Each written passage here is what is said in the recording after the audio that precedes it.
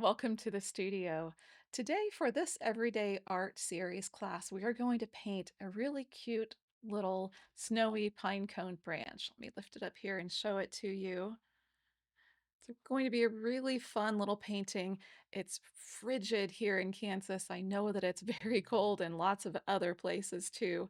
So maybe a perfect time to paint a cute little piece like this. Because it's so cold and the air is so dry, there is a little bit more of a challenge in dealing with the paints. So just be patient, mix more if your pile's dry, and try to enjoy it, try to have fun. So I'm going to go ahead and show you some of the things that we're going to work with, and we'll get started painting. Okay, I have just a little paper plate palette here with some colors already on it. I like to have two of these styrofoam plates. If I need to walk away, I can spritz it really quick with my water bottle and just lightly cover it. You can also set something on top of it to hold it a little bit more closed if you need to walk away for a moment. We're going to be using just our limited palette of colors. All of these will be in the video's description, so you can sure take a look at those. For this painting, I think I'm going to be using mostly little rounds. Um, well, they're just a little bit easier for this particular design. I will use a larger um, filbert. I was just trying to grab it out of my water. This is a size 12, and it's just a nice size to get this background in. I do like these transient brushes. They're a little bit beefier here, a little bit more bristles than the other brushes that I like. These are the Gigato. So I like both of these brands. Um, Again, I'll put some links in the description for you. I do have out some airbrush medium. So I use airbrush medium in place of water. I just like how it mixes better with the paints. And I also have out some extender medium. I like the Heritage Multimedia extender. It works really well for me and just helps to keep things from drying too quickly. There we have little tiny bits of paint on our palette, and so those do dry quickly just by default, but we're trying to do everything we can to give ourselves a little bit more working time. And just over in the corner, you can see my little humidifier. I love this little humidifier. I just run it right at my desk. Just adds a little bit more moisture around my painting space. For the cradled panel itself, I have cleaned it with paper towel and a little bit of alcohol just to get some of the residue from the laser off. And then I did go ahead and coat the front and the back with a coat of GAC 100. This just seals the wood nicely, keeps the paint from soaking into our panel, and also creates a little barrier between our paint and the background. I'm sorry, our paint and the wood, so that nothing discolors over time. Trying to think if there was anything else I wanted to talk about. Think that that pretty much, I think that pretty much covers it. I do have a little rag that I'm going to be using to clean off my brush sometimes. I know I've mentioned it before, but my dogs both love to steal and eat paper towels, and it's so frustrating. So to start, I'm going to be mixing a blue for the background. And in the description of this video, you'll be able to get a link to this worksheet that will have my color mixes all laid out for you. Because we're using such a limited palette, um, color mixing becomes a little bit easier. you only have this certain number of colors to choose from. But I do think keeping a color mix worksheet is handy because if you ever want to paint this piece again, you'll have some notes about how you mixed your colors. So to start, I'm going to start with a fairly light blue. So I'm just going to mix a little bit of our phthalo in, and I'm going to gray it a little bit um, with the burnt sienna. That just tones it a little bit, keeps it from being too primary blue. I'm also going to see if I can pick up a little bit of Quin Magenta to darken it.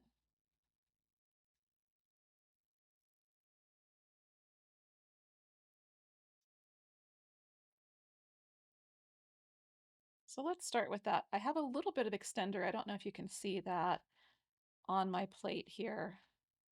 I'll just make it a little bit easier for me to dip into it um, as I'm painting. So I'm just going to come in and somewhat loosely, must be a little area in the wood itself, lay in this background. It's easy when you start to mix a blue like this to let it get um, a little too blue. So that's why the burnt sienna really helps us here. I'm going to go ahead and get a little bit of a darker area over here at the side for the corners.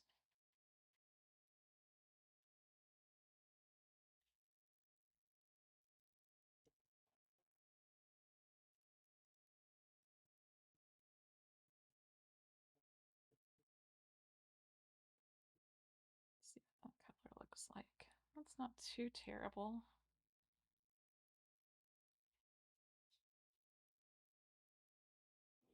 I can dip my brush into the airbrush medium too if you feel it dragging like you can see there. Just dip into the airbrush medium and that will help you. When I say dip into the airbrush medium, I don't know if you can see that on the camera, but I'm just dipping just the ends of the bristles into the airbrush medium and not dunking the whole brush. One of the things that I don't like about using the um, paper plate as a palette is that it really likes to bounce around. So I'm just going to get some of that darker color in all of the corners.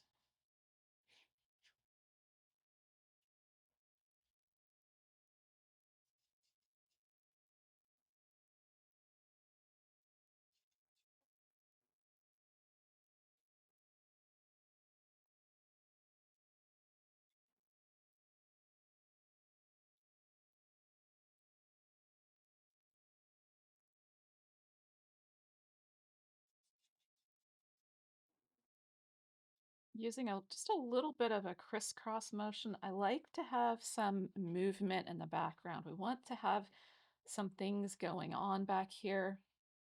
I don't want it to be too flat, too boring. So the crisscross motion just helps us add some of those movements in.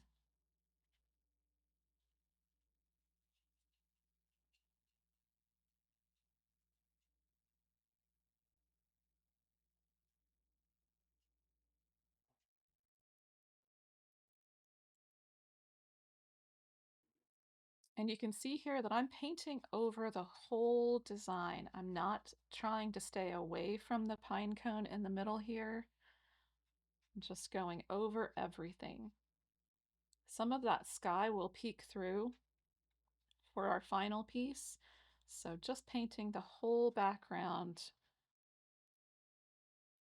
just ensures you don't have anything showing through later. So I'm going to continue to work on this background a little bit here, just get it exactly the way that I want it. Backgrounds are so important, so don't rush through it. Spend your time, get it exactly the way that you want it. Just going to try to mix up just a little bit more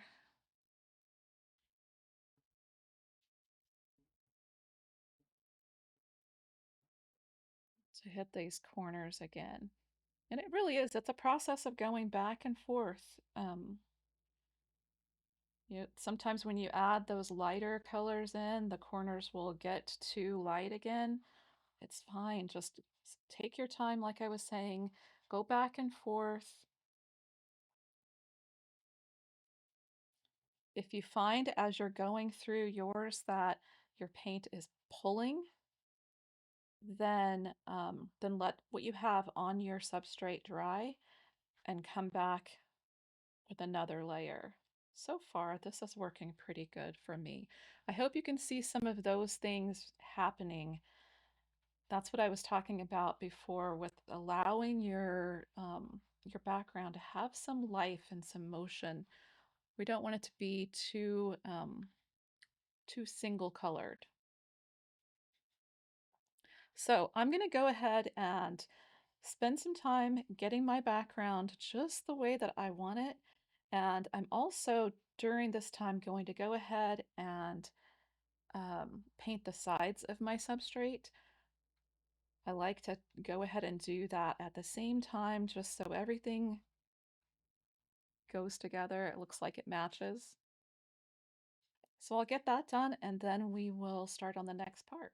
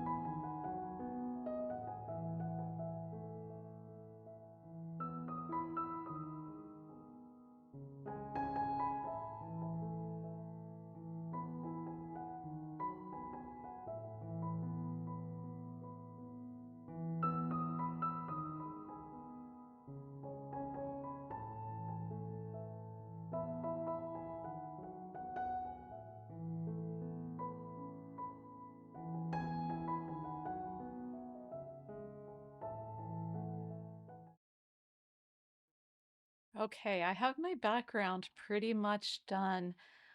Like I mentioned before, that little fast forward, it really is important at this background stage to take your time, really get it really nicely covered with paint. As acrylic paint starts to dry, it can begin to show a little bit more of the wood underneath. So just really take your time, get everything the way that you want it. It looks a little bit more blue on the camera than it does in person. I did go around and paint all the sides. They have a little bit of that variation of color like I talked about before. I really like having the sides um, done like that. One last little word for you on painting the background. Um, for maybe in that fast forward, you could see at a couple of different times, I was really dealing with the paint starting to pull a little bit where the brush actually would leave a little bit of a mark. If you're seeing that, that's a good indication to maybe step away from it, let that part dry. I was able to use the airbrush medium and work through it, but especially if you're using a large brush to mix color like you saw me do here, when you mix color, you can get a lot of color in your brush. So again, take your time. If you need to wipe out the brush completely, wash it out, then do that. Um, just so you're not fighting, carrying too much of the dark into the light and too much light into the dark. Just really managing your brush will be helpful. So for this next step, I'm going to be mixing up some browns that we're going to use in the pine cone. Um, Really with the pine cone, you could either start with the sort of cream colored tips to the pine cone or the background. I think I'm going to start with the blacks and the dark browns. So I'm going to take a sip of tea and then we'll talk about how we're going to mix up a brown. So I set out a little bit more color. I have the carbon black, some of the pyrrole red, and the Hansa yellow opaque. I also have out the a little bit more burnt sienna. So what I'm going to do is mix up a orange. And pyrrole red is pretty powerful. So if you need to get out more yellow, of course do that. And I'm just going to mix in a little bit of the black to make a nice brown. This is how we can get sort of a burnt umber color without having burnt umber on our palette. If you wanted to, you could add in a little bit of the burnt sienna to this as well. That will make it a little bit richer too. I think I'm going to put out a little bit more of the yellow.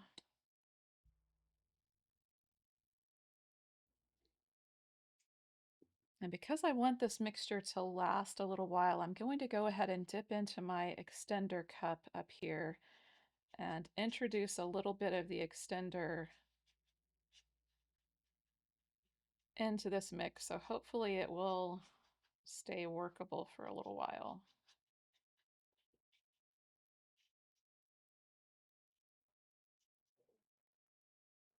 So I think that gives me a pretty good start. And you can see I've got a lot of variations of color here. I don't worry about having to perfectly mix anything. I like those different variations of color. I'm going to go ahead and set out a little bit more of the titanium white. I used all of it for the background. And let's go ahead and get started.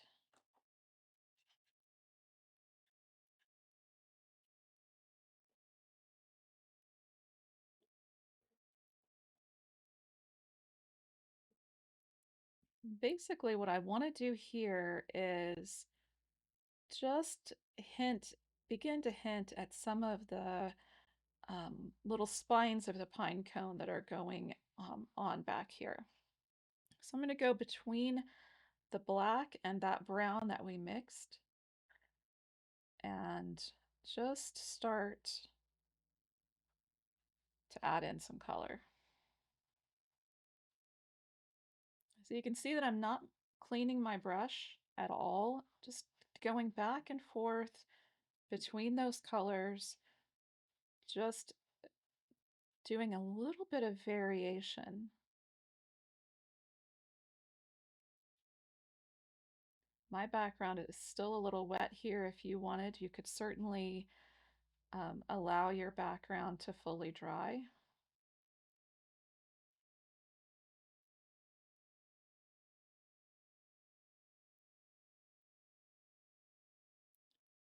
So what I'm looking for here are the direction of these little spines that come out. I want them to have um, a little bit of a feel of that direction, if that makes sense.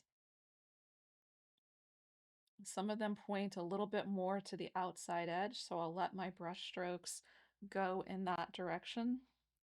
And I'm just dipping my brush into the airbrush medium again, just because I could feel the brush itself getting a little bit gummed up, a little bit tacky with paint that's drying.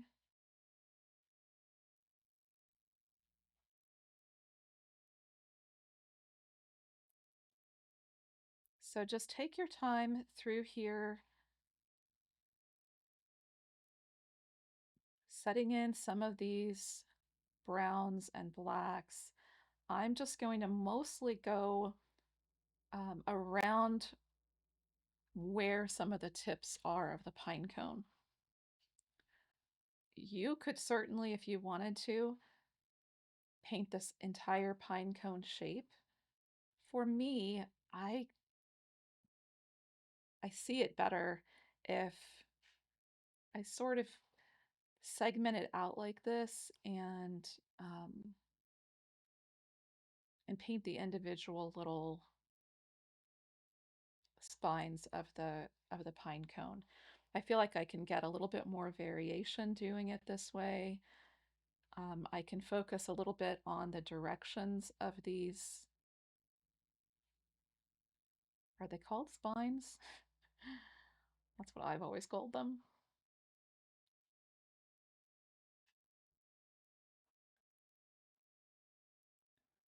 So I hope you can sort of see the camera's having a little bit of a hard time picking it up.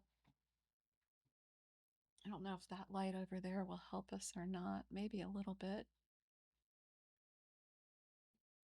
But I'm just allowing myself to dip back and forth between those colors, just always varying. One of the things I do want to keep in mind as I'm going forward is that this side, the right side of my pine cone, is where I want my shadows to be. Um, the right side will have more of the evergreen branches coming through, more of the pine needles coming over. So that side will naturally be more shadowed than the left side. I'm just going to keep painting these in. I will fast forward this section a little bit so that you can see it come together without having to watch me paint each individual little pine cone area. Don't worry if you miss something when we come back in to do the tips of these pine cone spines. I'm gonna have to look that up now. I never think about the actual names of things until I get until I get on the video, and then I'm like trying to explain what I'm doing. Anyway, what I was trying to say is if you miss one of the spines, we can always come back in. This is just our first look at getting some of this color in this background. And like I said, I'm going to not do quite as much black over on this right side. I'm going to let it get a little bit um, lighter over here.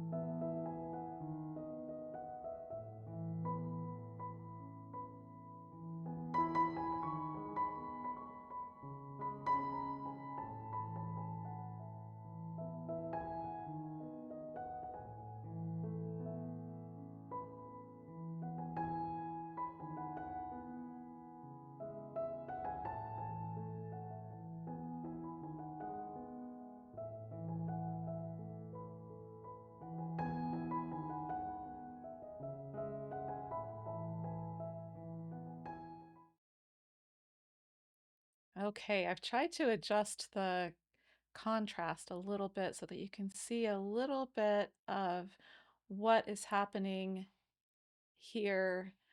Just a little streaky, just have fun with it, take your time. Again, this is just our first look through, so don't worry about this being absolutely perfect at this point. I think that now what I'll go ahead and do is start to put in some of the little edges of these pine cone spines. Somebody's going to have to tell me in this video what they're actually called. Um, I'm going to pick up another round, just because this one's clean, dip it in the airbrush medium just to soften it. And I'm going to mix up just a little bit of a sort of a tan creamy color. So that same brown that we used before, I dipped into a little bit of the yellow, a little bit of the titanium white, just making sort of an off-white color.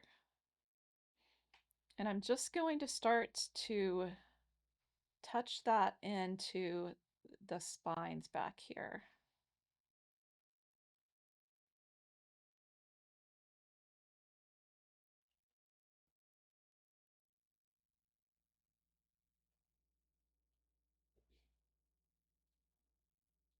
And just like with the darker areas that we just did, we can vary the color some. We want to keep the same principles in mind, with the right side being a little bit more in the shadow.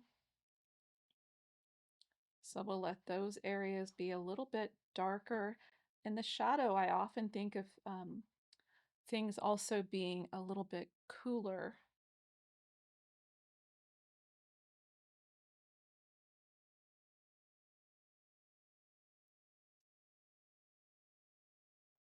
So just tapping in color. If some of the blue for the background shows through, that's completely fine. Pine cones are kind of airy like that. And if you touch into an area that you had dark before, don't worry about that either. We can always come in and retouch some shadows. You could see, I hope you could see a couple of times during what I was just painting, particularly this one. I went in and started painting it with that sort of darker background color, and it should have been light, but that's completely okay.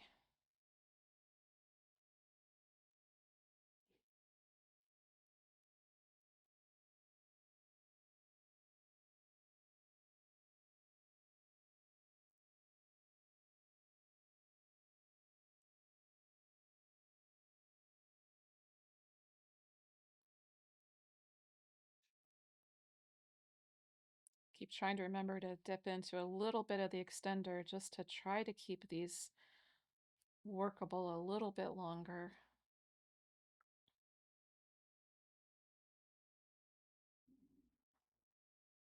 You want to be a little bit careful adding the extender. It can, it's easy to get a little bit too much and then your paints seem a little bit too watery,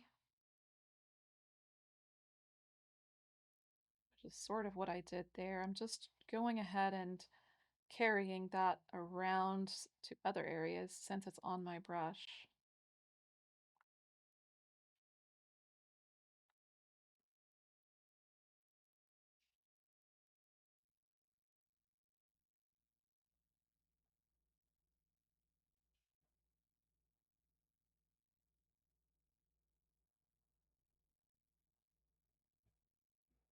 Just dipped into a little bit more of the titanium white there just to vary the color a little bit.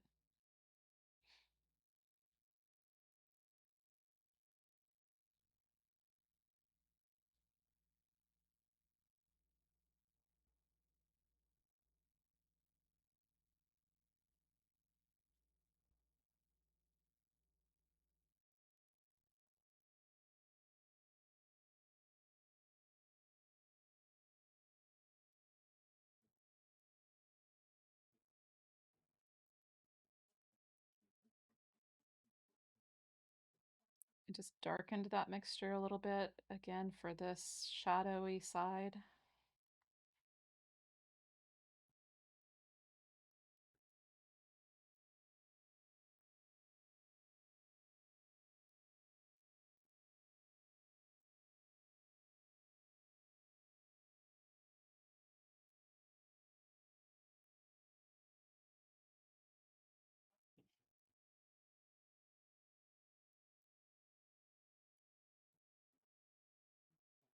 We can also vary the bottoms of these just to give them um, a little bit more interest. So I just dipped back into some of that darker brown. Now I can come back and dip into our lighter color and just touch along those darker little brush strokes that I just made. Kind of settles them in, but gives them a little bit of texture, a little bit of interest. And you can go back and forth, do this as many times as you want. You don't have to get it right on the first pass. In fact, I think it's better to not get it fully right on the first pass because all of the layers that we paint onto the piece just give it so much more interest and life. So I'm going to keep working on these for just a few minutes, just getting in the basic shape of these, and then we'll make some further adjustments to cover some of the areas that didn't get covered before.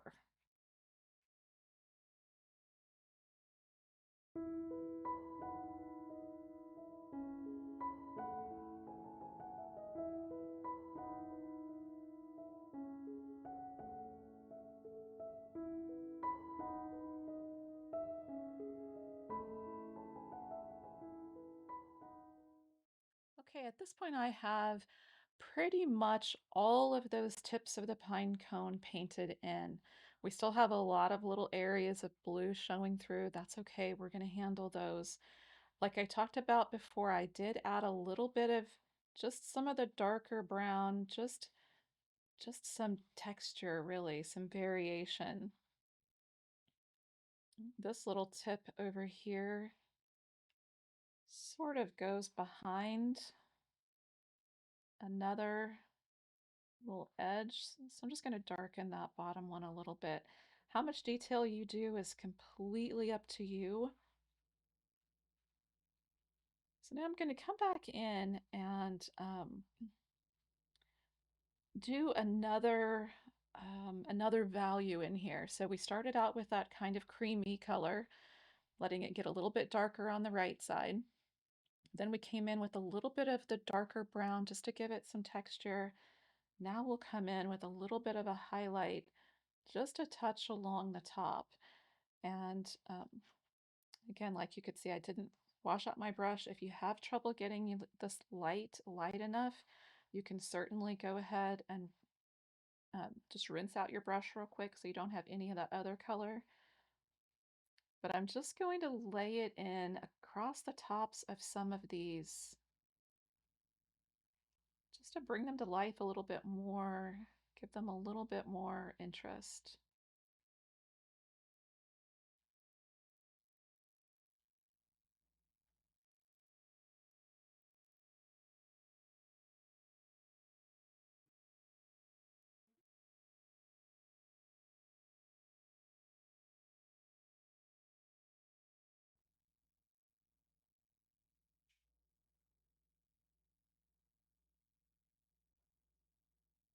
Sometimes just a little tap of the brush is enough.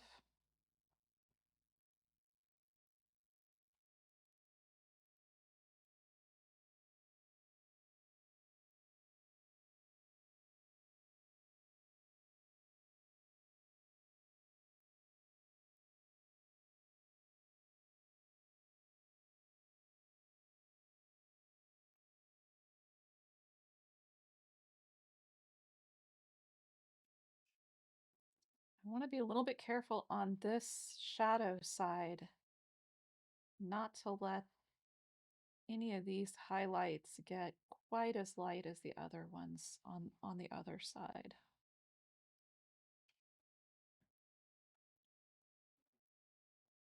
So very, very quickly, we have the pine cone pretty much set.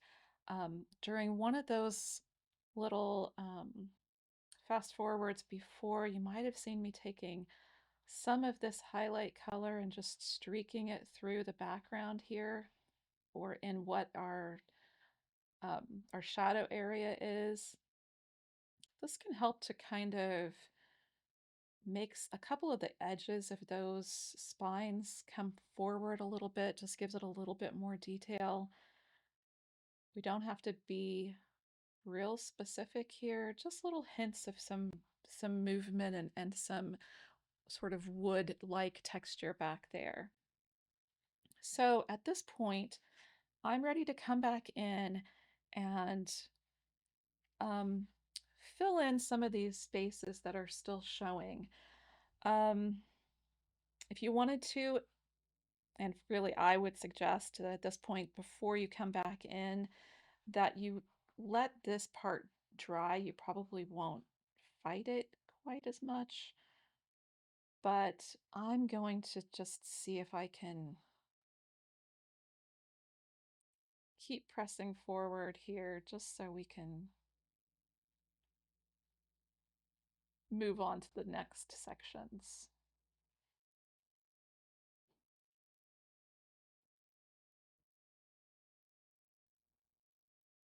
So at this point, I'm really just thinking about just trying to cover most of that blue that's showing in the background. And you can take your time. If you do feel like your brush is getting a little bit too sticky, if it's drying out too much, dip into the extender medium a little bit. That will really help.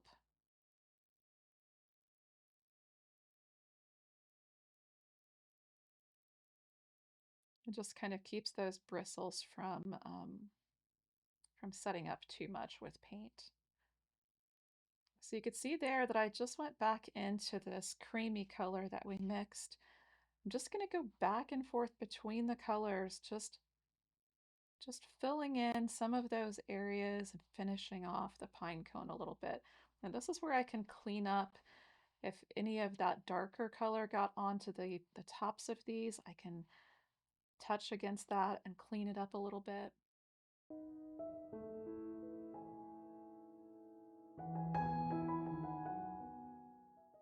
I think that gives you the basic idea. The pine cone at this stage really is pretty much done. I'm trying to think about what I want to do next. Actually, I think I might go ahead, since we still have hopefully some of this brown workable, I might go ahead and do some of the branch back here. Might actually have to mix some more brown. Um,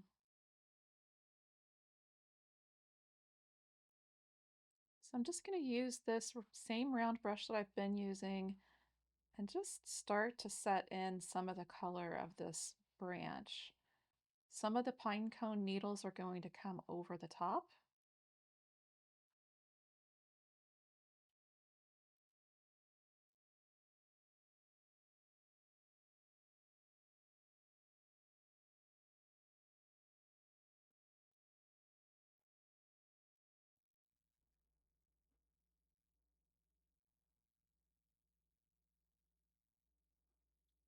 I just dipped into a little bit of the burnt sienna and a little bit of titanium white.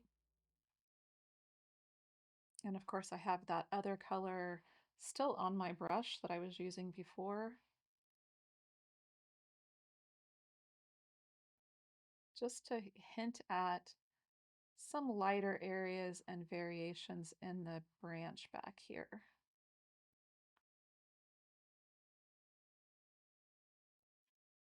Oh, I was almost out of frame there, I'm sorry.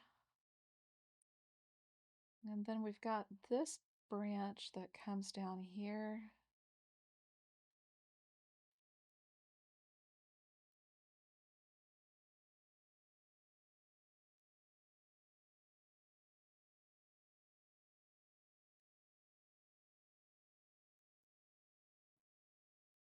Get a little bit of the darker color on my brush.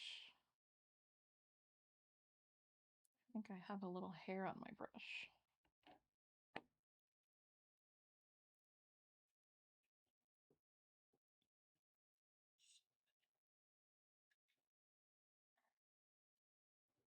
keep trying to tell myself to, I still have a hair on my brush. Keep trying to remind myself to keep dipping into that airbrush medium. Kind of looking forward to the humidity coming back again, and I honestly can't remember a winter in the past where I've fought this much with the paints drying. I don't know. I don't know why this winter is worse. I'm gonna mix up a little bit more brown, so dipping into that yellow again and the red to make sort of an orange. I'm picking up a little bit of the brown that was there before, so it's doesn't look quite as orange as it would if I was working with a clean brush, but just trying to get a little bit of that brown again.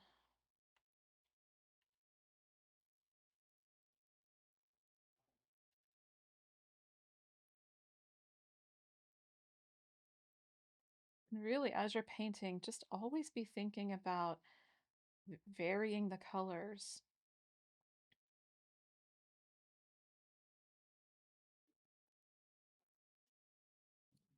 This branch is a little bit darker down here, but I don't really mind that. It would maybe be a little bit more in shadow being under this top one, so that's completely fine.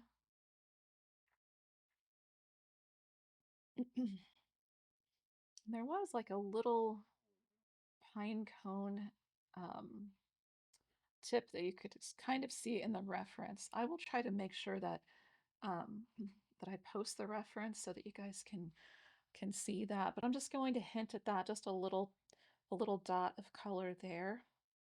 And then I'm going to go ahead and bring my branch over the edge here. If you don't want to do that, you certainly don't have to. I just like how that looks to carry the design over.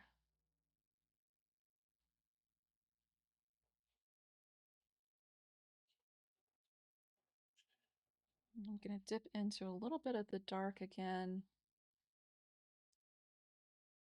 to just add a little variation to these.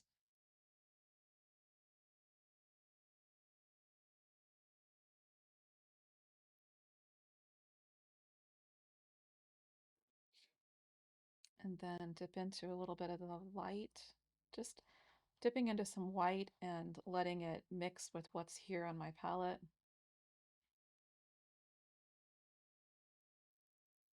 And then I can just tap along that, wipe out my brush, and then just run the brush along that again. It just sort of pulls those colors together. Look how cute that looks. With just a little bit of of work, you can really hint at a branch over here.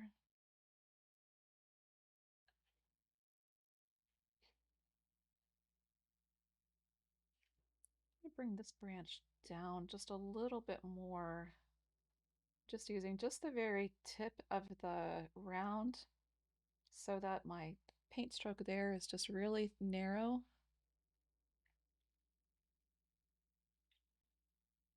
Good. I think that looks really good. Now we have a decision. Do we want to put in the pine needles or do we want to put in the snow? And really, it's another one of those things where there really isn't just one exactly right answer. It could depend upon what you have on your palette as far as if you have some paints that are still workable for the shadows of the snow. I think pretty much everything that I have over here has dried.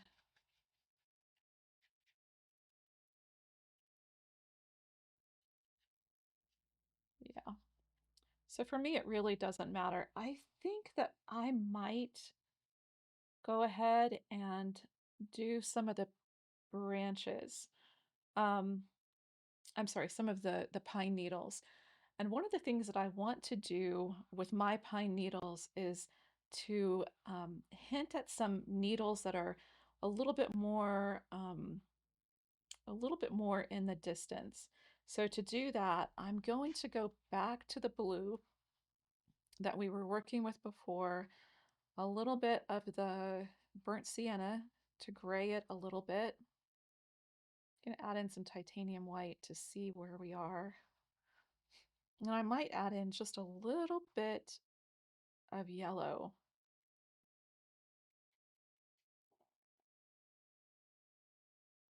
So what I'm looking for is a pretty light, sort of a blue-green, more to the blue than the green. Sorry for the glare there. I hope you can kind of see that. I'm going to dip into the airbrush medium, sorry, into the extender, mostly to keep the mix working, and then dip into some airbrush medium that will help it flow a little bit. And now I'm going to come in and just put in some branches, some needles back here. It's a little bit lighter than I want it to be. Darken it a little bit. Phthalo blue is so strong. When you say darken it a little bit, it quickly darkens. Back into some airbrush medium, and I'm using the airbrush medium because I really want these to be pretty transparent back here. And as you're doing your needles, um, it's sometimes easier to start on the inside, like toward the middle of the branch, and pull out, just kind of lightly, almost flicking. Needs to be just a little bit darker.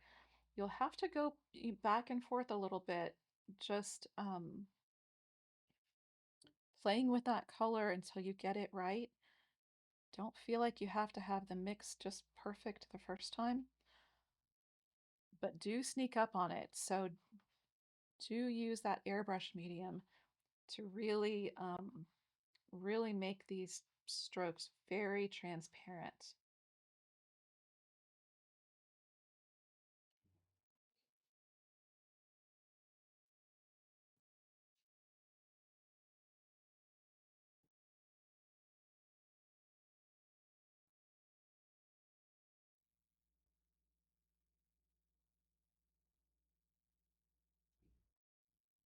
So hopefully you can kind of see that. I'm just using very, very light pressure for you when you're doing yours. If you want to turn yours so it's easier for you to get a good angle, then definitely do that.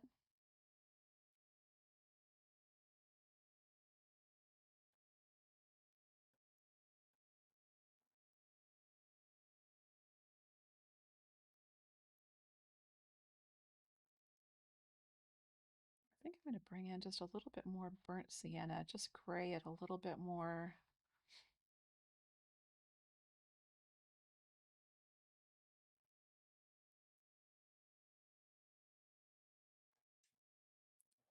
So I'm going to work on these branches a little bit, and then we'll be back to do some of the more forward little needles that show.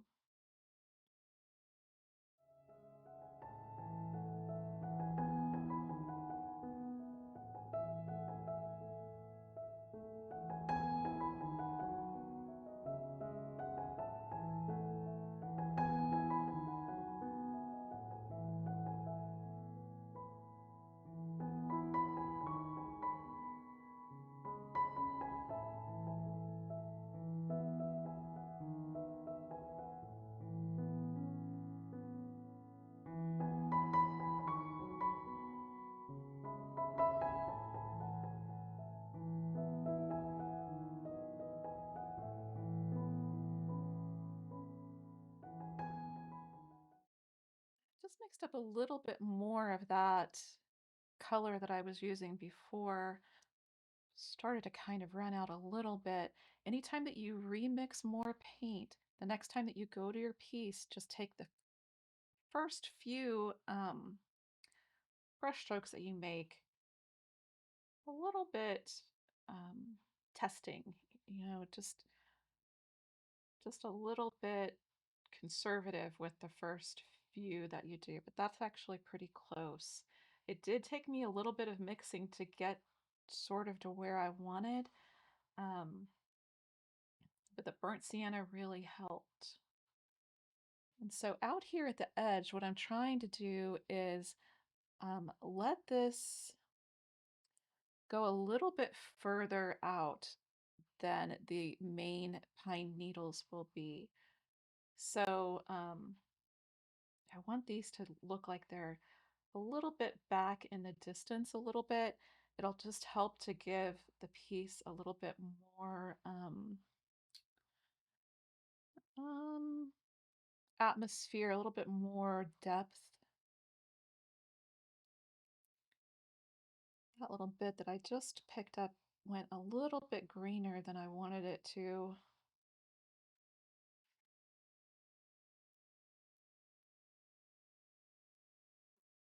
Get a little bit more of the burnt sienna to gray it. Again, I just mixed, so this first couple of strokes that I take are just going to be tests.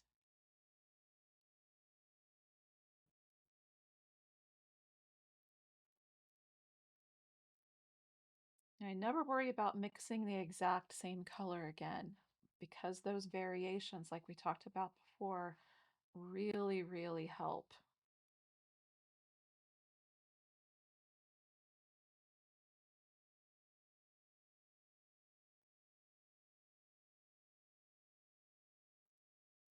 Just trying to get them a little bit further out in a couple of places, just so I'm sure that when I come back in with some of my next ones that they don't get, that these ones that recede into the background don't go away completely.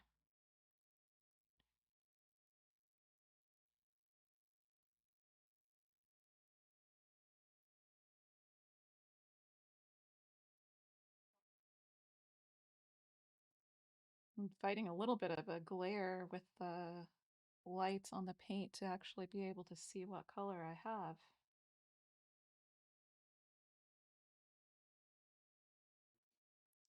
Just a couple of tips on the direction of your needles. Be sure to give them variation too. So, some of them will sort of go straight out from that main center. Some of them will sort of crisscross and go back in other directions. So in other words, as I'm making some of these strokes, some of them might, you know, see this way a little bit from this main branch, and others might flip the other way. So always be thinking about varying what your strokes are. So as I come out here, doing a sort of a C shape, sort of this way, but some of the other ones might actually flip and go the other direction. So be loose and let some of those things happen. Just using very light pressure, just sort of a flick motion.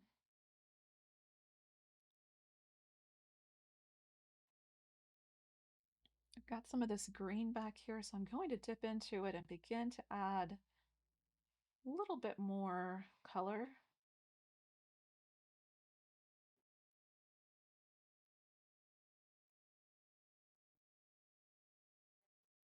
And this is going to be really a process of building. So go slow, take breaks often, step back from it and look at it, and change your color often. at this part of the branch here, I want to let it fill in a little bit more, and also at this part, I'm going to let this fill in a little bit more. The needles would be a little bit denser there. Denser, more dense.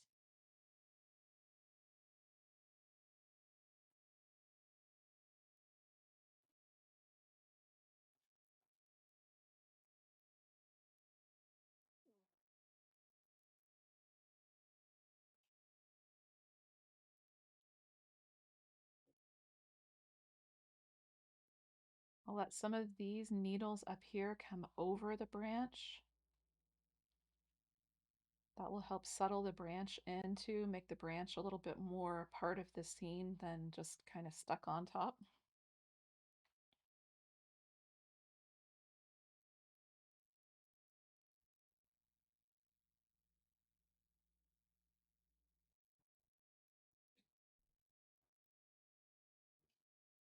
This is going to fill in quite a bit here um, underneath this little bit of snow. So I can start to darken it a little bit there.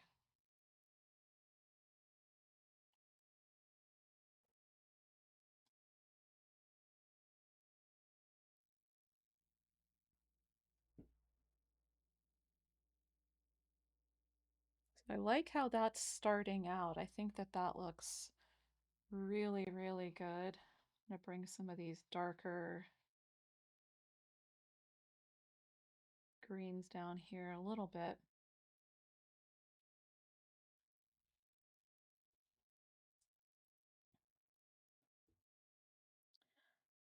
So for me, what I'm thinking as I'm going through here is that I want to start building some color, but I want to do it slowly. Um, and I want to use more muted colors than I think I need at first, and then build slowly. I can always add darker, but I'm just not exactly sure how much like true green I want. So I think that I want to mix up, let's go ahead and mix up a little bit more of the green. Just gonna bring it over here. So again, the phthalo blue, the Hansa yellow, a little bit more to the blue. Gonna bring in a little bit of the burnt sienna again.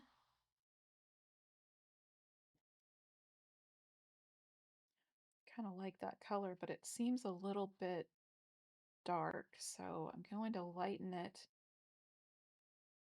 for now, and then we might end up coming in with some darker again. So I just mixed color. The very first few strokes that I do are going to be a little bit of a test to see if I like that color. I think that looks pretty good.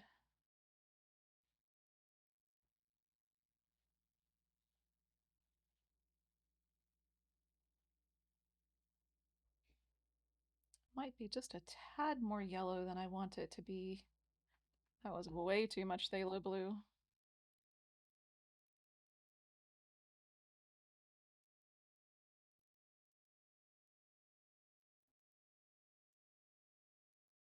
Just trying to see if I had some extender still on my palette here.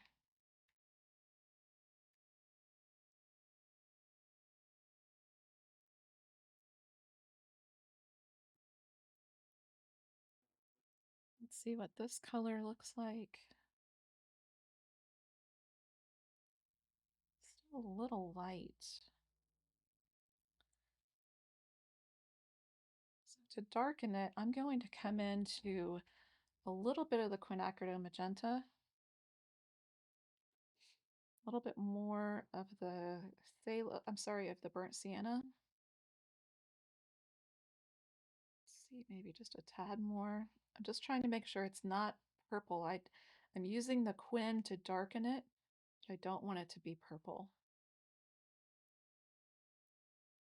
And that's one of the great things about this limited palette. Um, you know if you're wanting to darken something, You're always going to go to the phthalo and the quinacridone magenta. Yeah, I really like that color.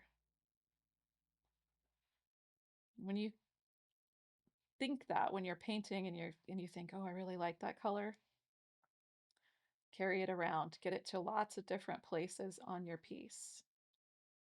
This area was one that I was talking about earlier where I really want to let it get darker up here. So when I say darker, I mean that I'm going to let it let the little pine needles fill in a little bit more.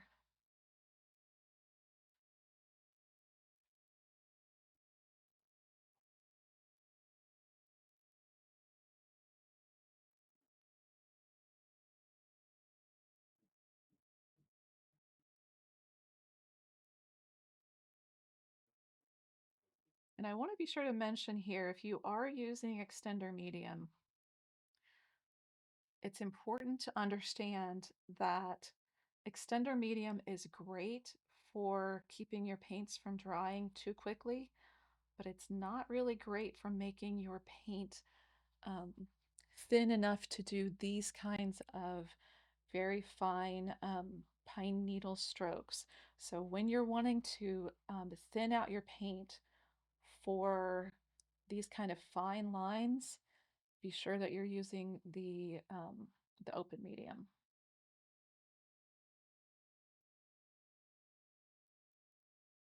I'm going to add just a little bit of this color back here, not quite as much. I like how airy this is feeling back here, so I don't want to get too dark too quickly.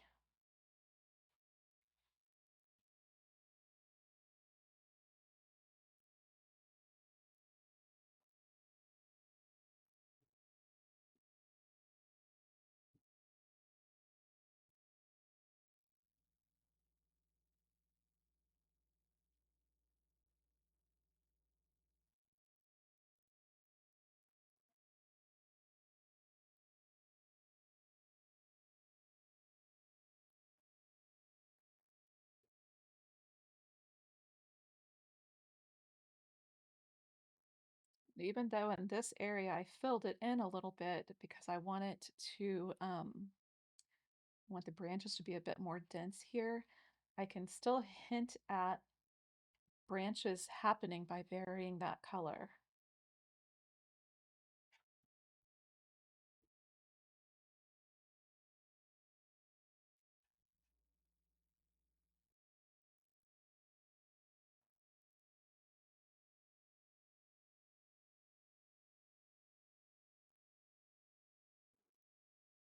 Let some of the pine needles go over my edge. Again, you don't have to do that.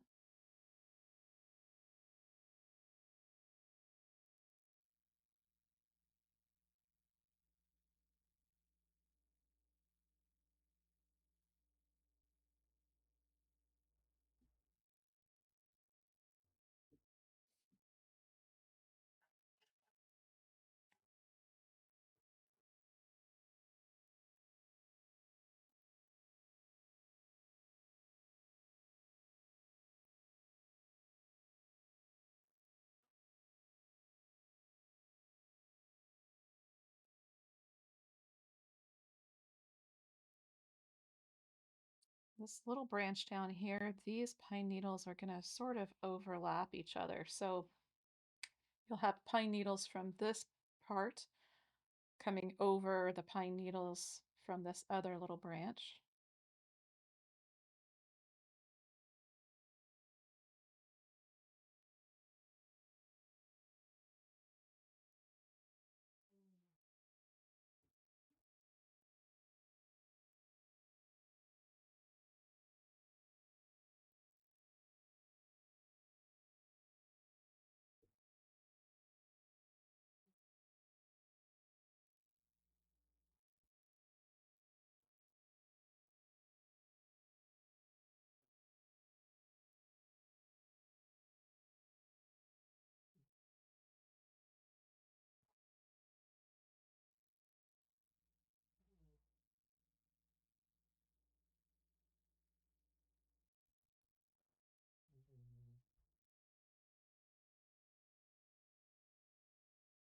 Holly is over there snoring away.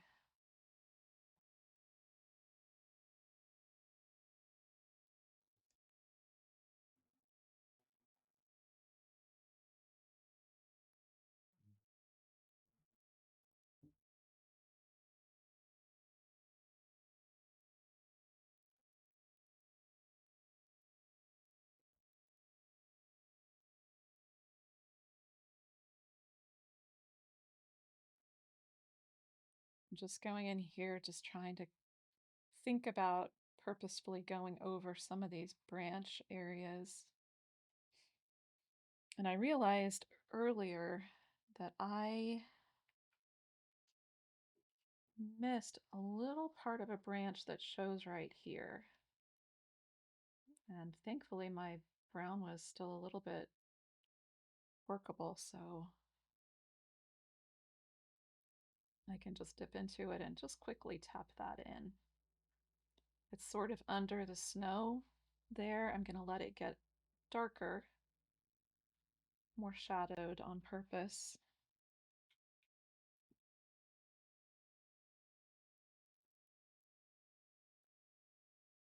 There, I think that looks good. I think that what I might do now is go ahead and begin to set in some of the snow. Um, oh, I caught the wire underneath with my foot on my little humidifier. I'm thinking. Yeah, I think that starting to set in the snow will be a nice thing to do next. I think I might change to a small filbert for this part, just because it will cover a little bit quicker than the round. Um, for the rest of the branches, the rest of the pine needles, I'm going to be coming back in with some light colors um, to add in some variation to these branches. Um, I'm sorry, some variations to the pine needles, and just build. It's going to take some layers to build that up. So for the snow, the very first thing that I want to do is um, start out with a gray, sort of a blue gray. I'm going to need some more of the titanium white.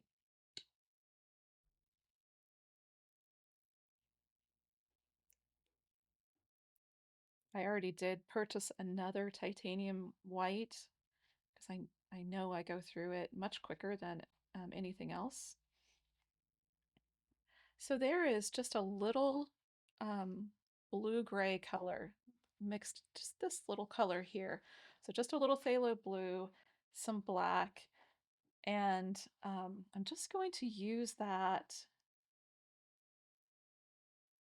to start to set in some shadows for our snow. So I'm just really loosely going to tap that in and then come back in with some white and just scrub it together, kind of model it together.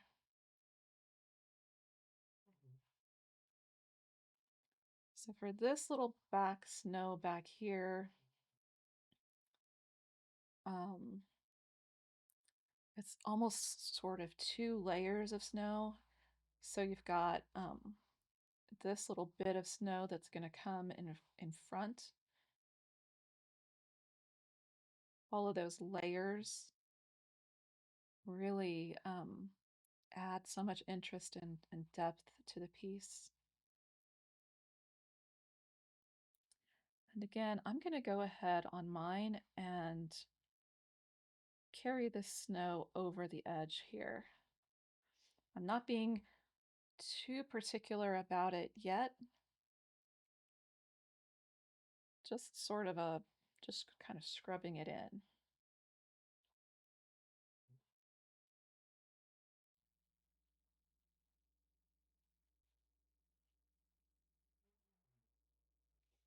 We'll go ahead and wipe the brush out and just touch along the bottom to pull these colors together a little bit. I want them to be mottled. I want there to be like lots of values, lots of different shades of those blue grays going on there. But that gives us a good start. I'm going to let that dry and come down to the snow that's on top of the pine cone, and I'm going to do exactly the same thing, just modeling in some color. This one again, the idea behind my sketch is it has a couple of different layers of snow. So, kind of has a ridge of snow that comes in front here.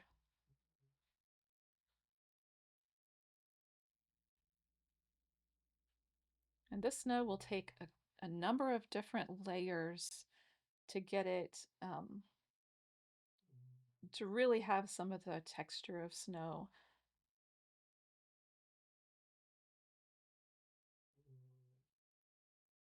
I lost my blue-gray there for a minute.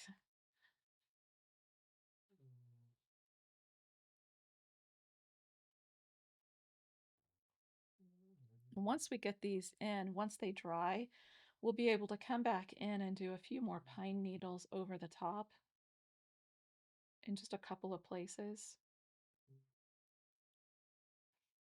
I'm gonna go ahead and wipe most of that white out of my brush and just come in and pull those colors together a little bit. I want the shadows, but I don't want anything to be, um, a sudden start or stop to the color.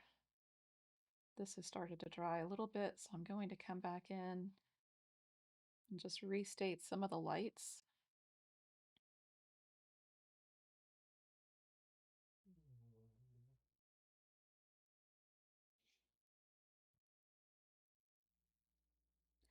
And there is an edge from where the laser put the design onto this board, but I don't have to stay within that. In fact, for this snow, I want to purposefully let it go over those lines a little bit, let it expand past a little bit. So again, wipe most of the paint out of my brush. I need a little more white here, I think.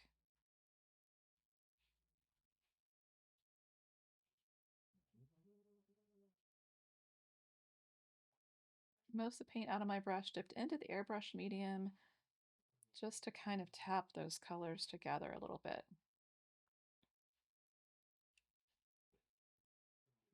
Come back to my pine cone again.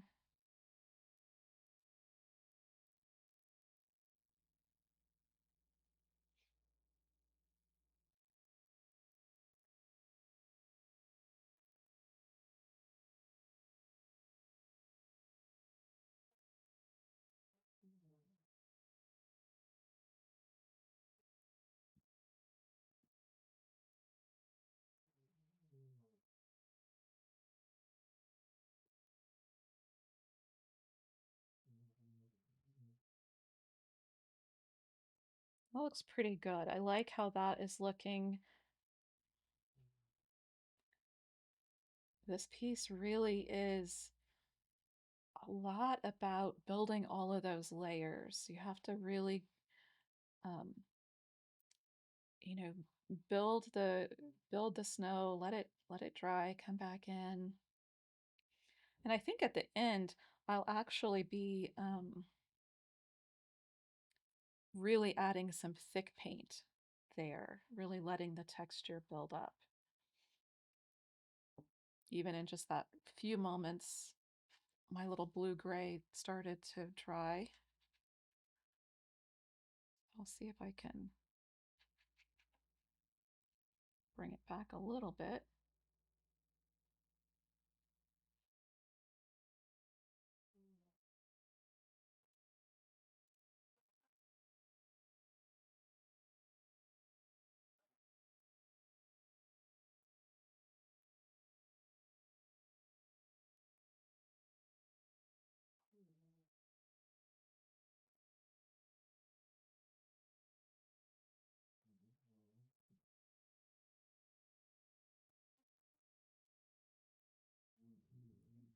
I like how that looks. I think that while I'm here, I'm going to go ahead and start to build in some of the shadows that are going to show up in our little ice drop back here.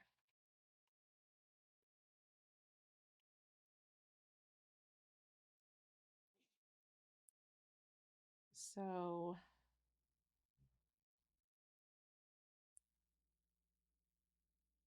sort of just thinking about where some of the shadows might be.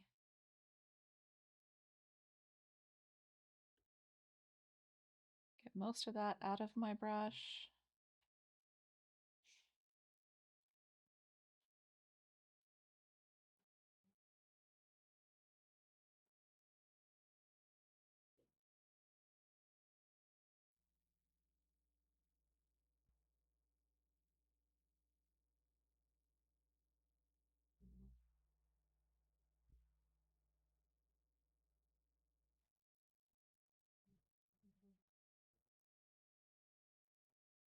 So again, I'm just really thinking about adding in some variations of color, thinking about how this little ice drop would sort of flow.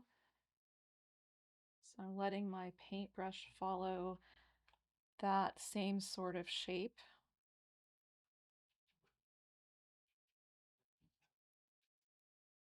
I wanted to let my shadow, my gray, get a little bit more blue.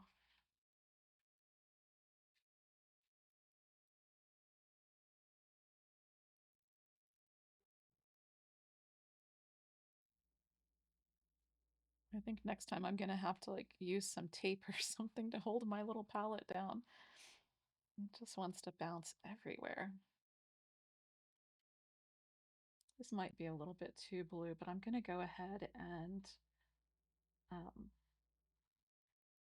and set some in here. While I've got it, I'll put a little bit in this little ice piece over here. Back to the white.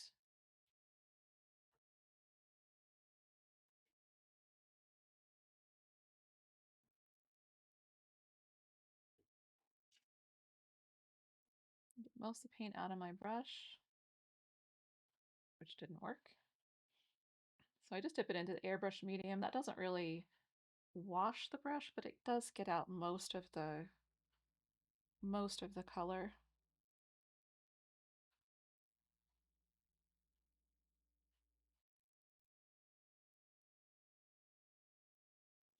And I'm just running the paintbrush across it just to,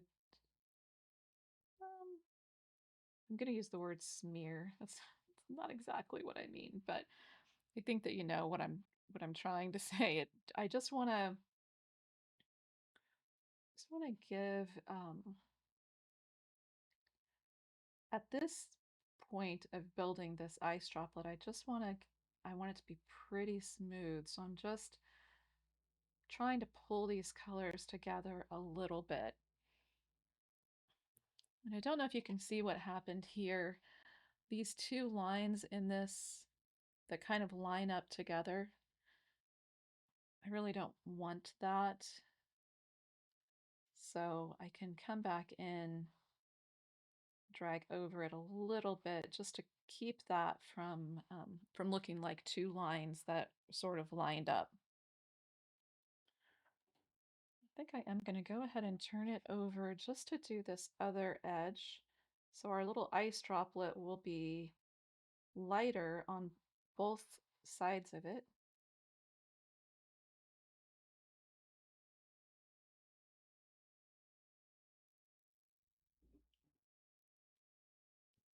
I think for the ice droplet, it's very easy when you look at it to think, oh my gosh, it's so complex, and how am I ever going to do that?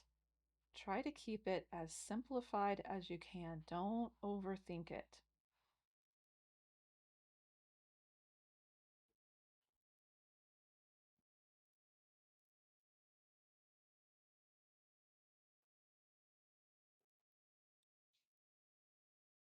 Wanted some more blue-gray, but it just keeps going away.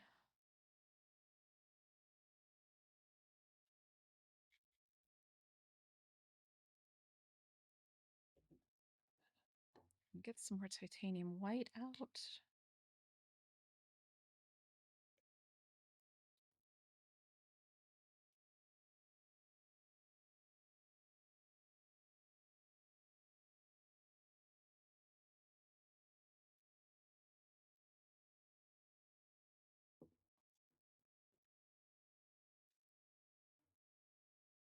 Might have too much paint in my brush there. I do.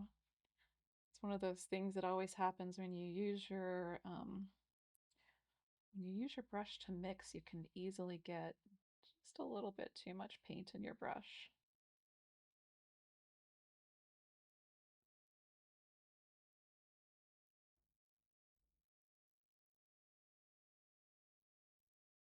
Just came back in with a little bit of that gray again. Now I'm going to run my brush across it just to smear it again.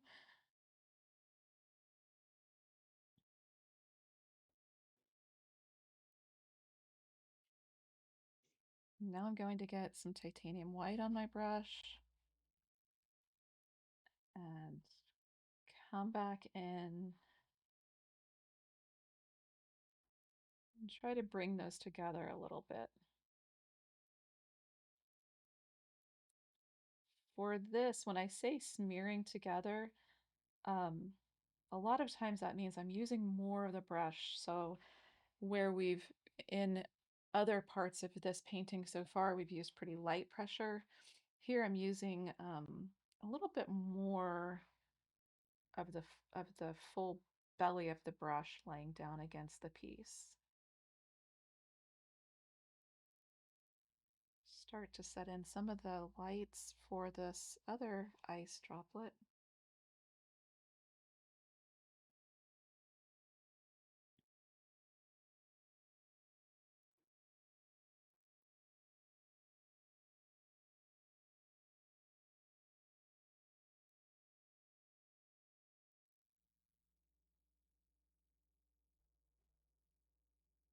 And every time I go back in to pull the colors together, I'm just tapping the color out of my brush.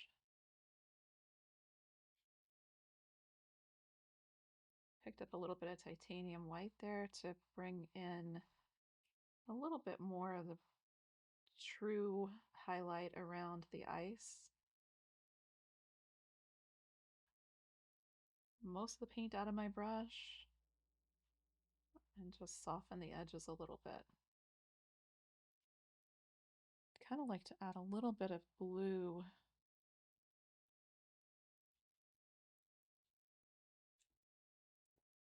to this one too.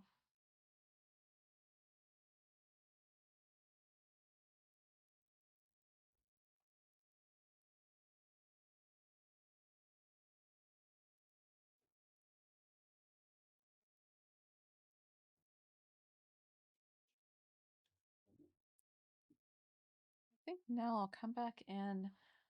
I might actually change brushes too to one of the rounds.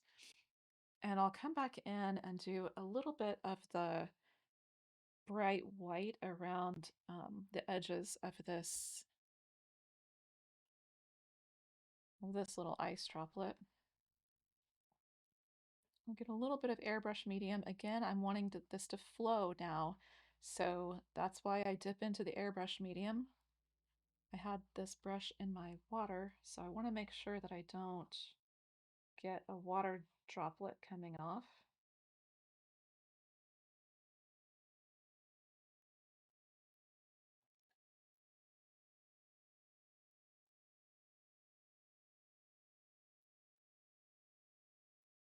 I had a little bit too much paint on my brush, so I just tapped it out, put in a little bit of paint, and then came back in and ran my brush along it again just to soften that edge. So I set in the paint, wiped out my brush, and now I'm just going to push the brush along the edge.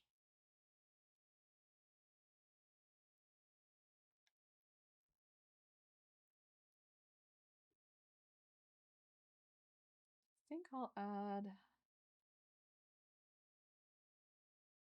A little bit of a ice shine here. That looks kind of good. Maybe a little bit of a shine here.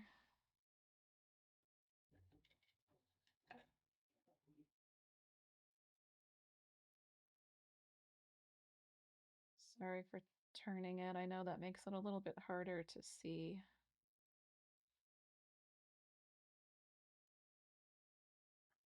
Somehow I got a little white droplet up at the top. See my little white? How did that happen? No idea. I actually kind of like it up there. I might incorporate more white dots. So Bob Ross that always said it's a happy accident. And sometimes as when we paint, we have to let those things happen. Don't fight it.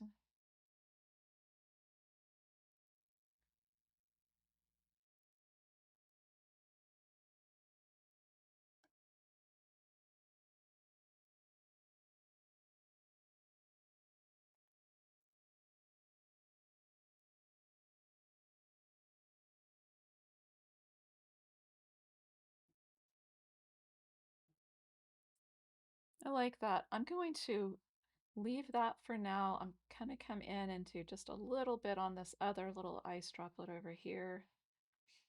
I may build more on that later. That'll be a decision that um, you'll have to make on yours too, how much detail that you want to put in it. It could be done at just as it is right there.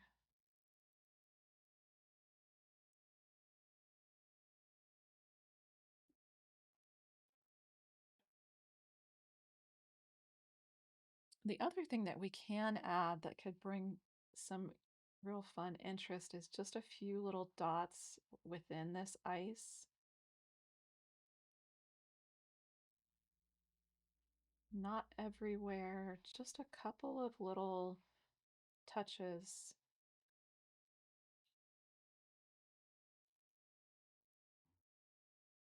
I like there was some little air bubbles in the ice as it was forming.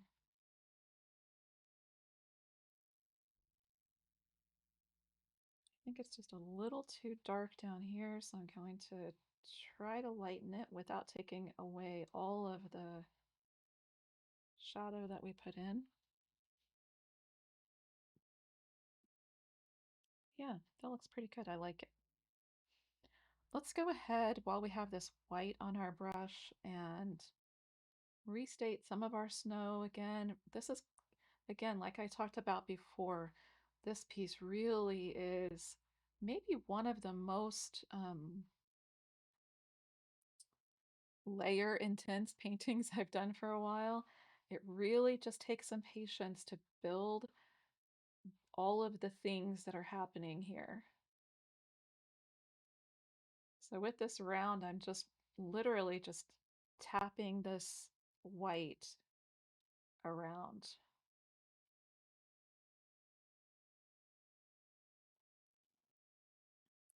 Then I'll get most of that out of my brush, dip into the airbrush medium, and tap some of those edges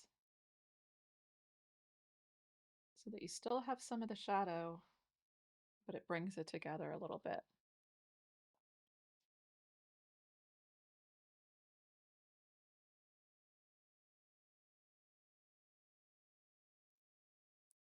And now, like I mentioned earlier, this is where I'm really going to let some of the paint be thicker as I tap in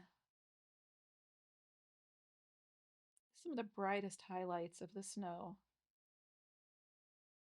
So I'm just tapping in really pretty, pretty thick blobs of paint.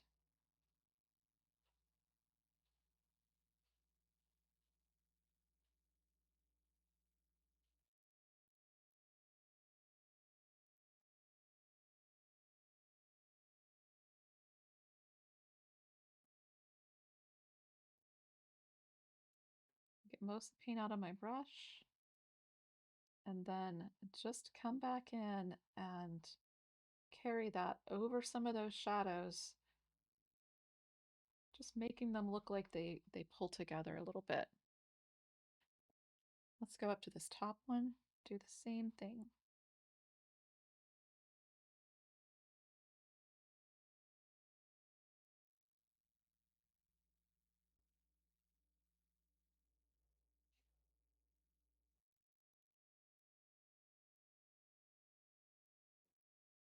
Like I mentioned before, I'm purposefully letting it go over that line, not making myself be um, tied to that initial line that's there.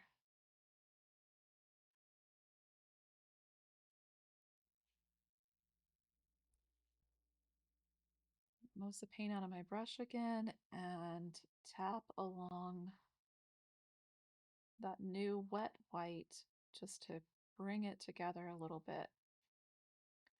So as we do this, you can see that the original shadow that we put in here was purposefully too dark. That lets us come back in here now that we're adding this brightest white. It allows us to we pull it together a little bit without losing all of that shadow. And you can see already how our pine cone snow and this snow already dried down a little bit. You can see how bright this one is up here and how these have dried a little bit darker. That's why I'm saying that um, this really is a piece where you'll want to go back and forth a number of times building up that color. Even some of the highlights that we did on the snow, I'm sorry, on the ice have now dried down a little bit.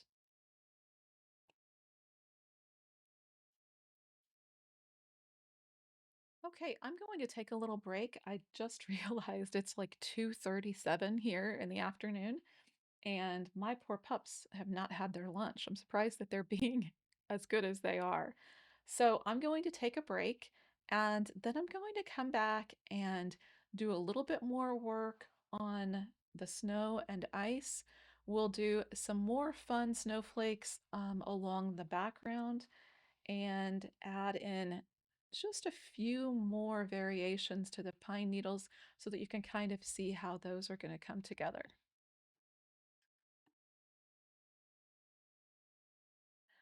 I spent a little bit of time during my break looking at our snowy pine cone branch, and I think a lot of things are really coming together, really working really well.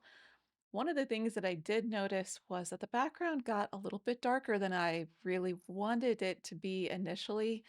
It's really fine and I'm going to leave it, but I'm mentioning it to you because I know that earlier when we were talking about brush mixing, particularly if you're using a great big brush, with these fluid acrylics, you really get a lot of paint in the brush.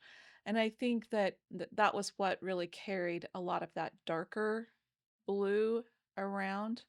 So, if you're wanting to mix a larger pile of the fluid acrylics, maybe pull out a smaller brush, mix your color, and then bring your big brush in. I think that you'll just be able to handle the color, manage the color that's on your brush a little bit better.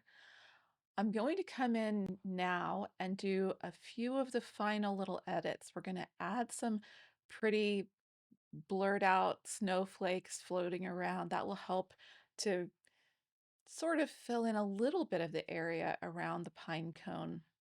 I'm going to add a few more highlights to the pine needles, a few highlights um, to our little ice strip that's here. And I might be doing a little bit of a glaze in some of the snow areas. Um, I feel like maybe some of the areas got a little bit too bright. So as we get to that glaze, I'll talk a little bit more about it. And like I mentioned before, this piece really is a matter of building the layers back and forth. And you just keep building and adjusting until you get it the way that you want it. I really do like these atmospheric sort of faded out pine needles in the back. I think that that looks really, really pretty. Remember, we make things atmospheric by just adding into our mix part of whatever our background is. And the same is true for the pine cone. I really like how muted and soft it is.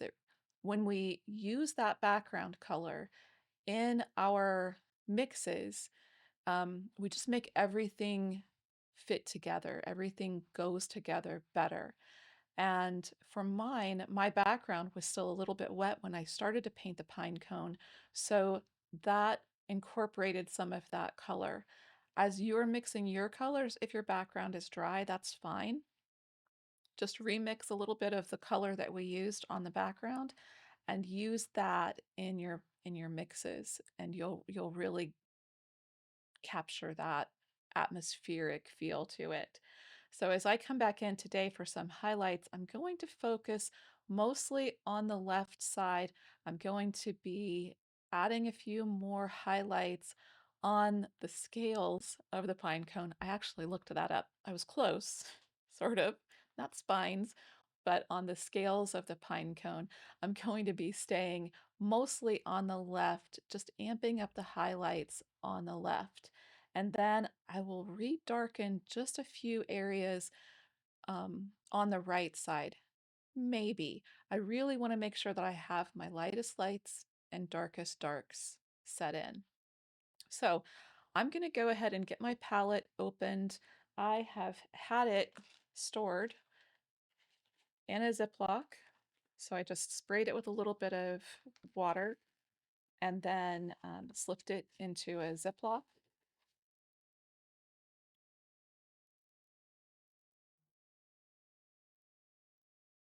Some of the paints are still workable, it looks like.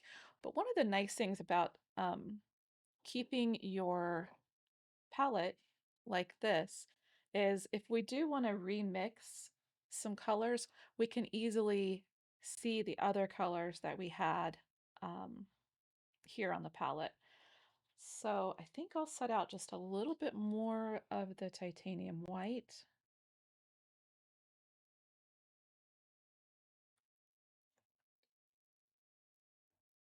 And then let's see.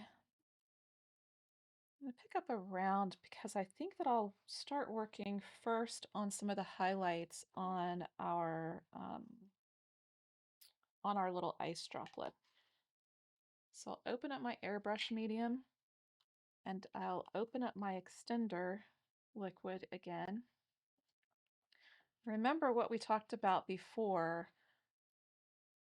If you want paint to flow in thin lines, it's really the airbrush medium that you want to use.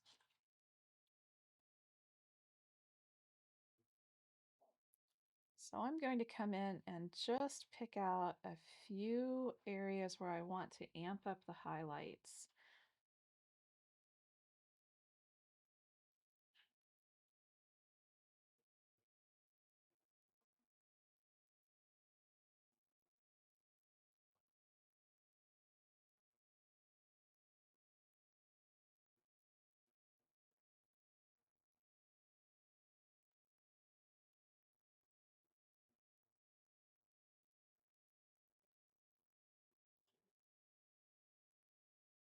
And if you're worried about these fine details, you don't have to make one continuous long line. You can see me there just really lightly with the brush, almost kind of sketching back and forth to make this really fine little line of highlight.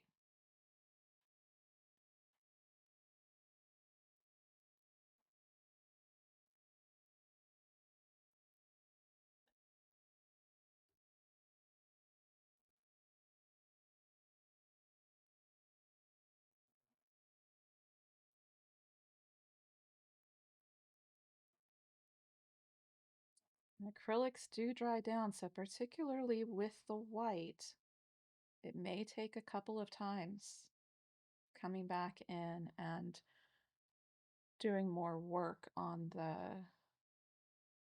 these white highlights.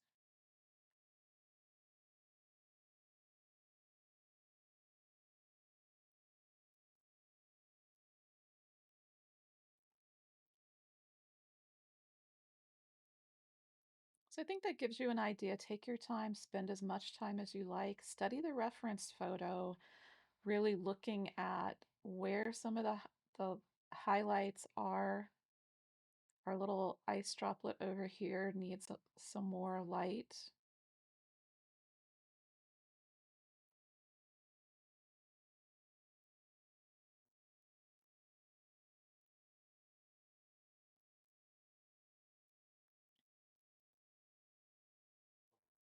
Okay, let's go ahead and at least do one of the little snowflake, um, kind of like a little blurred snowflake in the background. And to do this, we are really going to really thin down our paint. So here we're not going to be making,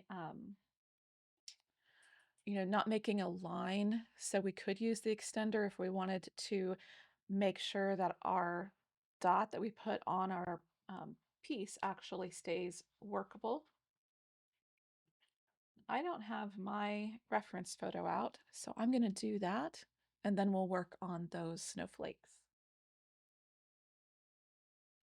I just pulled out my digital painting of the piece that I did. I like to do the Procreate paintings before I sit down with the actual painting. It just helps me to be able to see sort of the direction that I want to go. I'm sorry, it's getting a little blown out on the camera. Um, but if you have Procreate, it's really a great tool to be able to and to do a little study. That's everything is different, of course, when you sit down with a painting, but it's a nice little practice. So I'm going to take my very thinned out paint, put just a little dot, and then I'm going to come back in with a mostly wiped out brush and just fade it out from the center there. This is where I was talking about, because the air is so dry, everything is just drying so quickly. So this is where the extender medium can really help. You can do it. If you don't have the extender medium, you can still do it, but it does really help. So I'm just going to make sort of circular shapes, get a basic little snowflake in. If you feel like it gets a little too strong, you can dot your finger down on it, take up most of that paint. And again, it's going to be one of those processes where we, maybe it takes a couple of times. So we'll let that first flake that we just put in, I'm going to put in a little bit more. Wipe the paint out of the brush, get a little bit of the extender medium, and just blur it out from the center there. Blur this one if it didn't dry too quickly.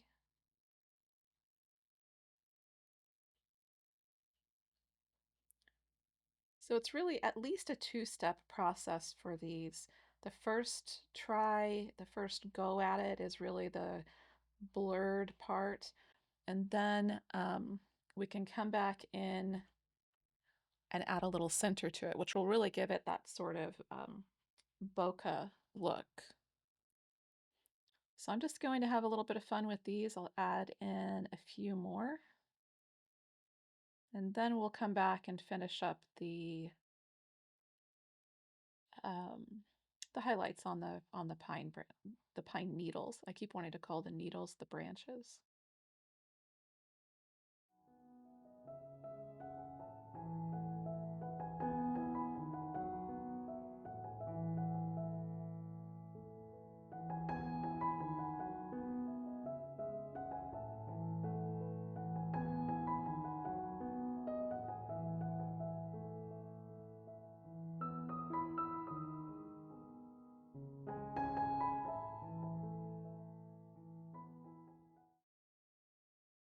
think that I'm going to leave the snowflakes here for now. You saw me at the very end of that little clip add in a couple of just little dots of snow since earlier I click the focus here.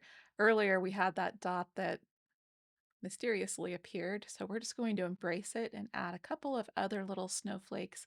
Not too many, just a couple of dots gives our viewer the idea that there's just a little bit of fun snowy stuff happening. If you like to do the sides, you can of course also come in with just a couple of dots at the top too. That'd be really pretty.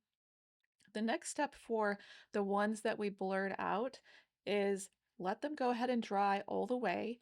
And then if you want to, you can come back in and do um, another application of some white on top of it.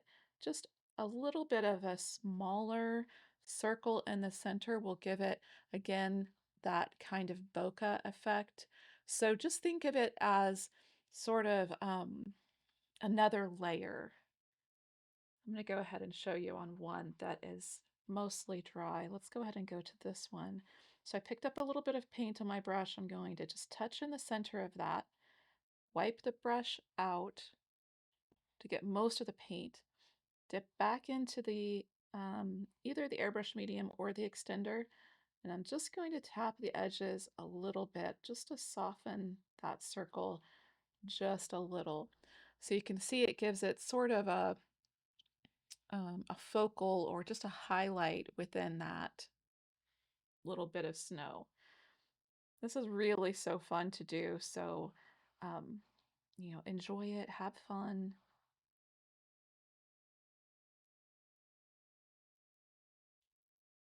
It's just a nice little addition to this painting.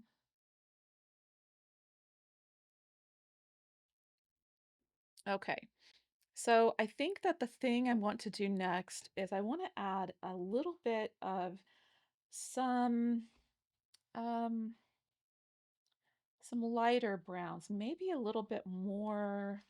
a little bit more to the burnt sienna. Let's try that and see what that looks like. Again, just to highlight a little bit.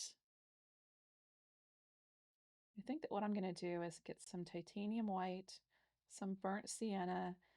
Do I still have any phthalo here left? Oh, I do, just a little bit of phthalo, a little bit too much phthalo, just to gray it a little bit.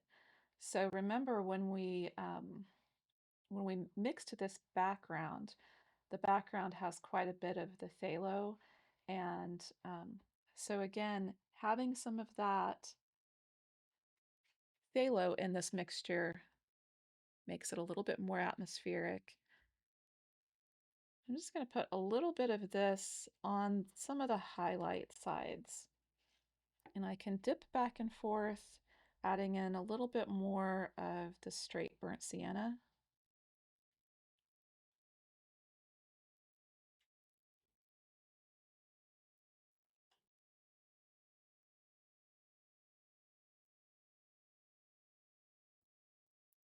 Just varying the color a little bit.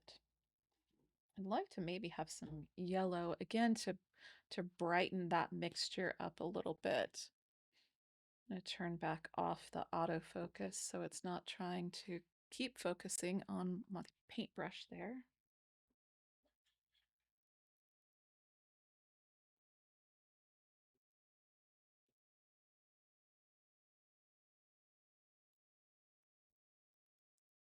So again, like I mentioned before, I mixed a color. So when I first take my first few strokes of it, I'm testing it a little bit. I'm looking at it to see if that looks like that's what I wanted, and that looks pretty good.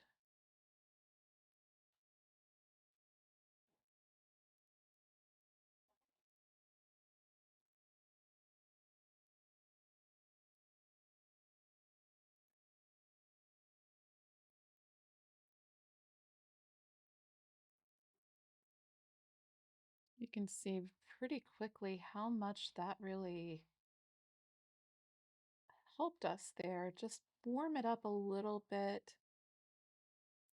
Those colors are just interesting to add. All those variations just bring it to life.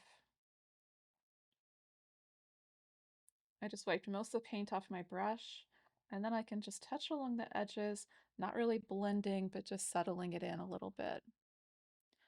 Since we have that color, let's go ahead and dip into our white and pick out a couple of areas where we want to amp up the highlight. Again, just on this left-hand side.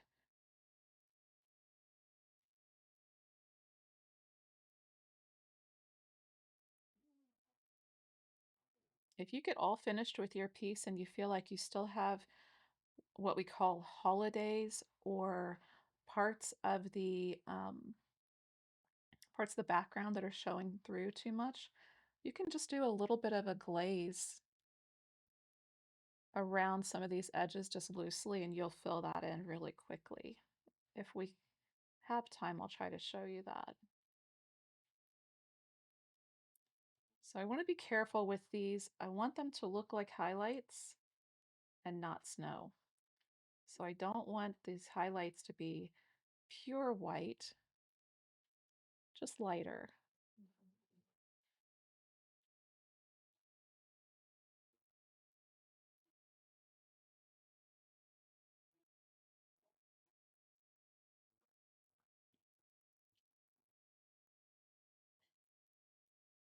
Yeah, I think that that looks good.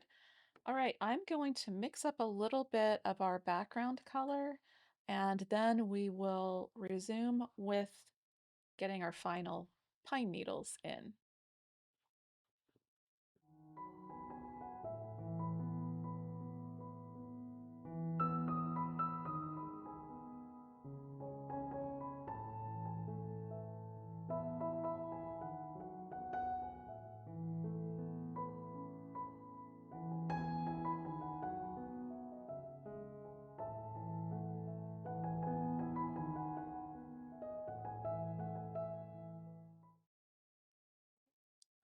I set in just a few of those lighter, sort of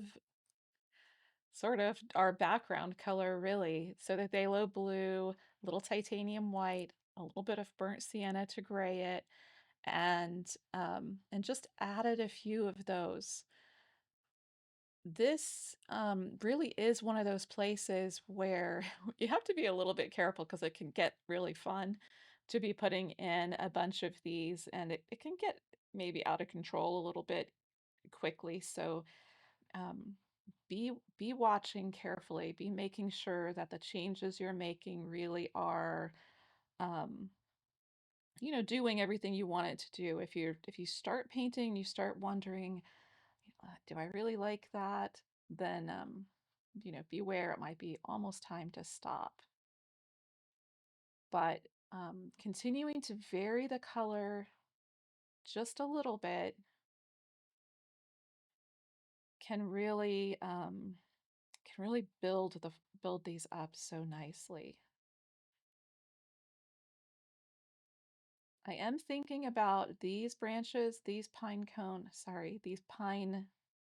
needles. Words are always so hard once you turn on the camera. I'm purposefully letting them get a little bit darker over here, underneath of this. It's as if this branch is underneath of the one up here. So I'm thinking about that as I add in any more needles.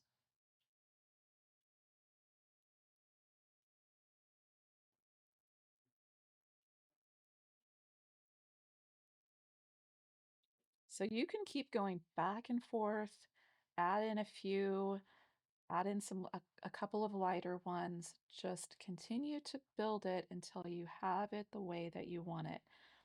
These just little flicks of color really do the job. I'm trying to be very random, Trying not to make anything too uniform.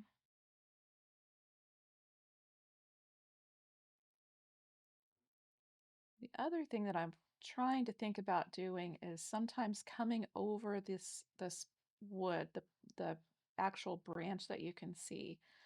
I want it to look like it's settled in there.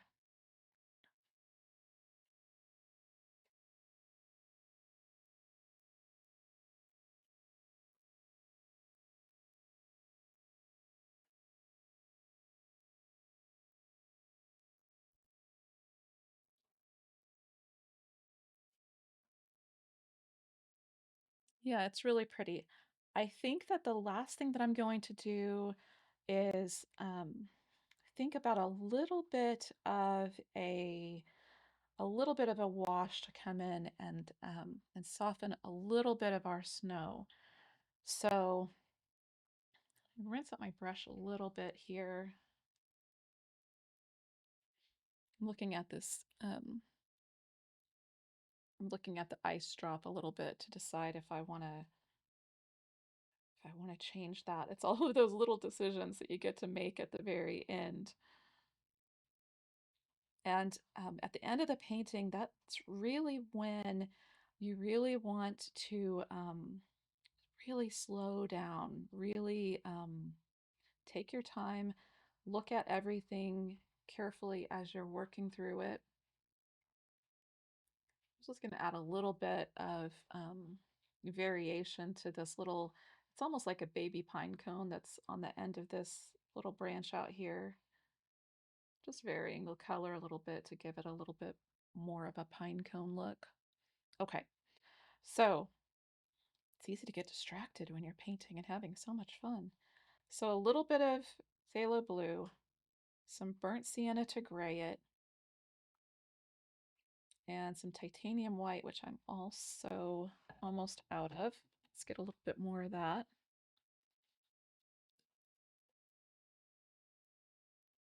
If your palette starts to get to the point where it's just frustrating you, get out a new plate. It can be hard as you get to this stage of a painting because you've got so many little piles of color going. It's hard to find sometimes where that color is that you wanted. And I'm just trying to make a cool gray color.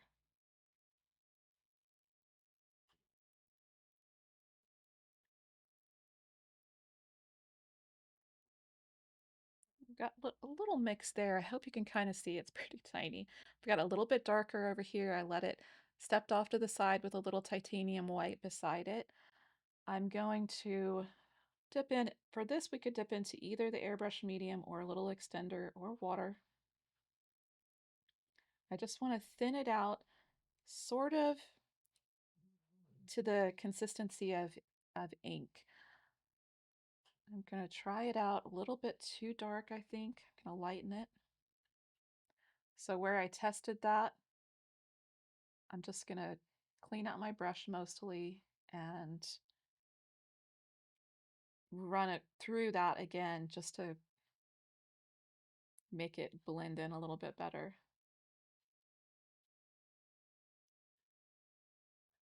So I lightened it a little bit more airbrush medium. Yeah, that's better.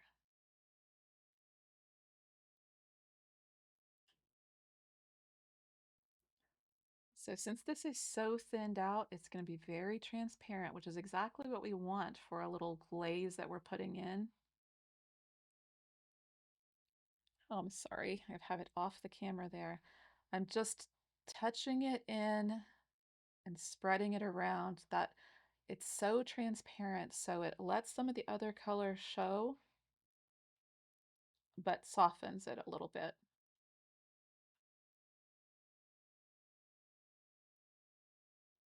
I don't necessarily want to cover all of the white. I just want to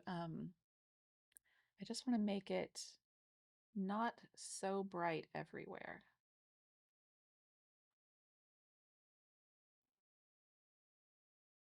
And then I can dip into some more white if I feel like I lost a little bit too much. So go back and forth. I never worry about that. I know I say that in so many of my classes, but I hear artists sometimes talking about, oh my gosh, I'm so frustrated with myself. I had to go back and do this part so many times. I never worry about that. I paint for the joy of it. And if I have to do it 3 or 4 or 7 times, that's fine with me. I'm going to just relax and enjoy what I'm doing. On the bottom of this, where the snow comes down toward the pine cone itself, I really want to make sure that I dot in some white there, um, kind of to cover the laser lines a little bit. I can do the same thing over here.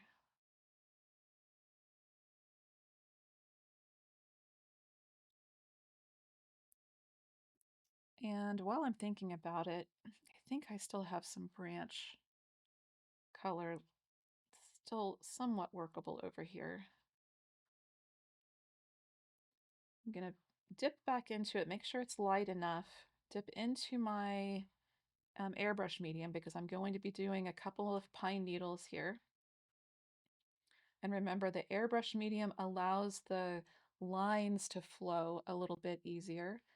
And I'm going to come in and add just a couple of little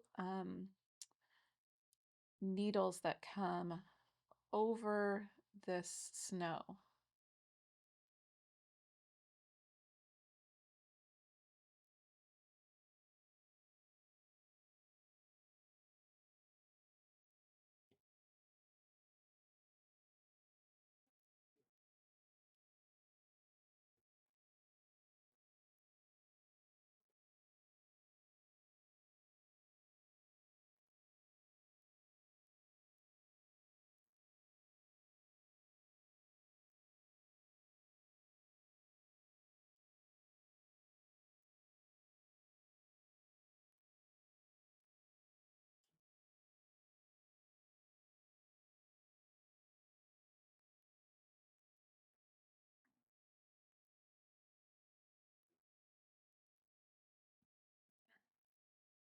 I really like it.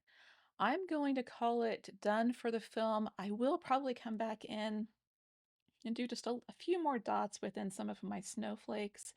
And then I'll be working a little bit more on the side just to make sure that this snow is done and the sides look good.